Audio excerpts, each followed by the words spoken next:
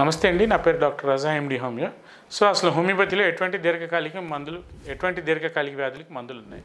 So homeopathy treats the man as a whole. అంటే ఆ వ్యక్తికి మనం ఆ వ్యాధి తగ్గించాలి అంటే ముందు ఆ వ్యక్తి యొక్క బాడీ ఇమ్యూనిటీ అంటే రెసిస్టెన్స్ పవర్ని ఇంప్రూవ్ చేయాల్సిన ఆస్కారం ఎంతైనా ఉందండి.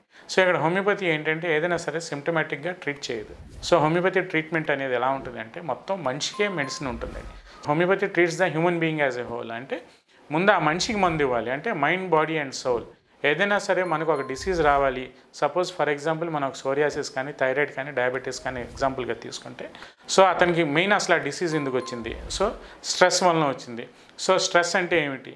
సో ఎమోషనల్గా ఏదైనా సరే బాడీలో ఒక కెమికల్ ఇన్ఈక్విలిబ్రియం జరిగినప్పుడు, సో ఒక బాడీలో ఒక చేంజ్ అనేది వచ్చినప్పుడు సో మనకి డిసీజెస్ అన్నీ వస్తాయి. సో ఏదైనా సరే ఇది అందరికీ తెలిసిన మాటే. సో అసలు ఆ స్ట్రెస్ అనేది రావడానికి గల ముఖ్య కారణం ఏంటి? అసలు అతనికి ఉన్న ఎలిమెంట్స్ ఏంటి? సో ఎందుకు అతను అంత స్ట్రెస్కి గురయ్యాడు? సో బేసిక్గా మనం ఒక ఎగ్జాంపుల్ అంటే మనం ఒక లైకోపోడియం మనం ఎగ్జాంపుల్గా తీసుకుంటే, సో లైకోపోడియం అనేది ఆ వ్యక్తి ఎలా ఉంటాడు అంటే ఏదైనా ఒక మెడిసిన్ మనం ఇస్తున్నప్పుడు సో అసలు ఆ వ్యక్తికి ఆ మెడిసిన్ అనేది సూట్ అవుతుందా లేదా, ఎలా సూట్ అవుతుంది? సో అతనికి కొంతమందికి so elements from fear, fright, anxiety, tension, excitement and restlessness అని చెప్తూ ఉంటాం. ఆ డిసీజ్ రావడం గల ముఖ్య కారణం ఏంటి? సో ఆ స్ట్రెస్ అనేది ఏమిటి? సో అనేది మనం ఎవాల్యుయేట్ చేసుకుని సో దాన్ని బట్టి మనం కేసు అనేది రిపర్టరైజ్ చేసి మెడిసిన్ ఇవ్వటం అనేది కాన్స్టిట్యూషనల్ వైజ్ మెడిసిన్ ఇవ్వటం అనేది జనరల్గా జరుగుతూ ఉంటుంది. సో ఇక్కడ రకరకాల కాన్స్టిట్యూషన్స్కి రకరకాల మెడిసిన్స్ ఉంటాయి.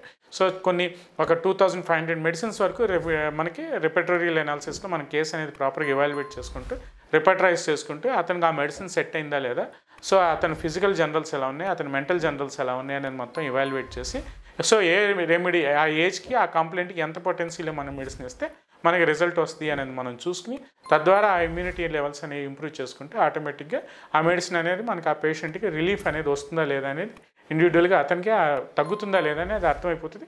సో అతను మనకి అప్రోచ్ అయినప్పుడు సో నాకు ఈ కంప్లైంట్స్ తగ్గినాయి, సో మనకి ఎపటైట్ ఇంప్రూవ్ అయిందా, బవల్ మూమెంట్ ఇంప్రూవ్ అయిందా, స్లీప్ ఇంప్రూవ్ అయిందా, సో ఇవన్నీ మనం ఫిజికల్ జనరల్స్ని ఇవాల్యుయేట్ చేసుకుంటూ మనం ఆటోమేటిక్గా కంప్లైంట్స్ అనేవి తగ్గించుకుంటూ వెళ్తూ ఉంటాం. సో హోమియోపతి వాడేటప్పుడు ఇతర మందులు వాడుకోవచ్చా?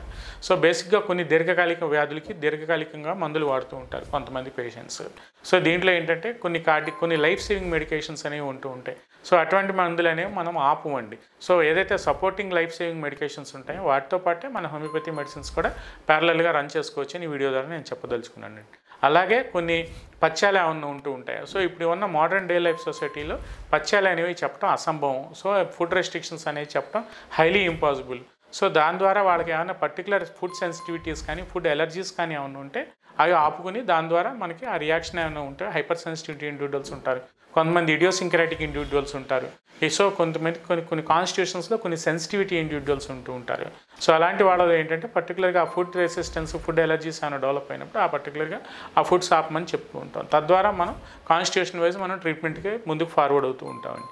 సో ఇలా కొన్ని కంప్లైంట్స్ అంటే చిన్నపిల్లల్లో హోమియోపతిక్ మెడిసిన్స్ వాడుకోవచ్చు. డెఫినెట్గా 100% బంగారం లాగా హోమియోపతిక్ మెడిసిన్స్ వాడుకోవచ్చు అండి. సో హోమియోపతిక్ మెడిసిన్ వాడటం వల్ల ఎటువంటి సైడ్ ఎఫెక్ట్స్ రావు, ఎటువంటి అగ్రివేషన్స్ ఉండవు. సో ఎటువంటి దీర్ఘకాలిక మందులు ఏమైనా అదర్ సిస్టమ్స్లో వాడుకుంటే అంటే ఆ మందులు ఆపాల్సిన అవసరం లేదు, ఎటువంటి పథ్యాలు అనేవి అసలే లేవు.